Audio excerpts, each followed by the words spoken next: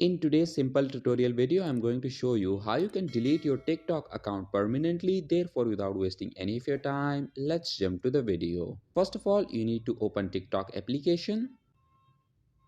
Go to your profile. At the top right corner, you will see these three horizontal lines. So click on it and then go to settings and privacy. Click on account. Click on the last option, deactivate or delete account. Select delete account permanently. Now select the reason why you are deleting your TikTok account and then click on continue. Click on this box and then click on continue. Again click on continue. Now a verification code will be sent to the phone number that is linked with your TikTok account. Once you have received the code, all you have to do is to paste it here. And after that, click on this delete account option and your account will be deleted permanently. So that was it for this video and I'll see you guys in the next one. Peace out.